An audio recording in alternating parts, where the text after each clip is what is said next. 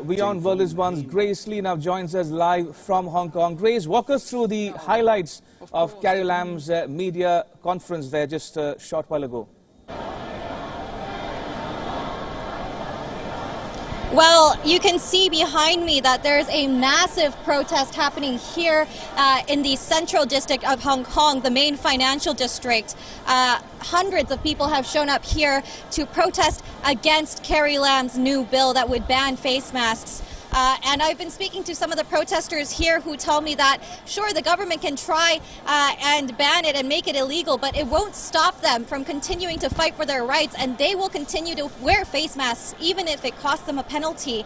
And of course, Carrie Lam is still in that press conference at the moment, I believe, where she's announced that she and her government are enacting a sweeping emergency law in Hong Kong that hasn't been enacted in about 50 years, a colonial-era law that would give her a lot more power.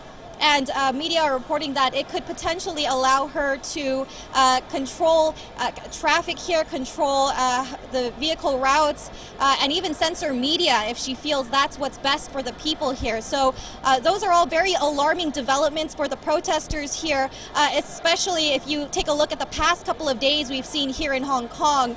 Tuesday and Sunday in particular, we've seen some big protests where several of the protesters have been arrested and now facing charges for rioting, which could land them about 10 years in jail.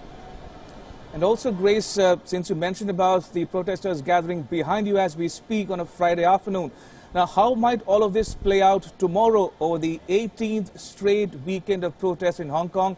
Will it likely fuel more protests? Will the protests turn violent? Is that what you sense? Sir, I can't hear you very well over the protests, but about this weekend, yes, there are definitely more protests planned. A lot of the protests seem to be very guerrilla style, people using airdrop notes on their phones to get people to gather impromptu rather than having them planned out for the long term. So we're expecting to see a lot of protests over the weekend, especially of people suddenly gathering and marching on the streets like they did today and yesterday. Last night we saw a big protest in Tai Kwu, one of the more residential districts of Hong Kong, where people rallied against the face mask ban again. So seeing how the face mask ban will go into effect tonight at midnight, of course, we're fully expecting to see a lot of people out on the streets.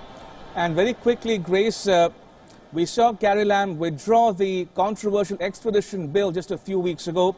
But do you think this latest move by Carrie Lam signals a hardening of stance by Beijing in particular?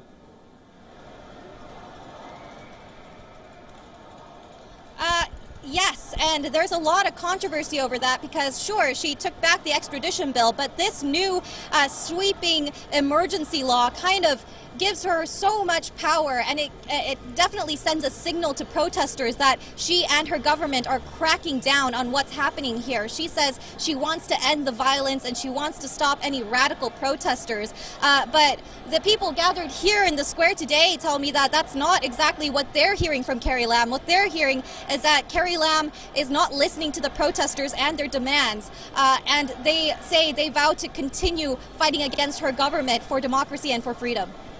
All right, on that note, Grace Lee in Hong Kong, thank you so much for your insights into this developing story.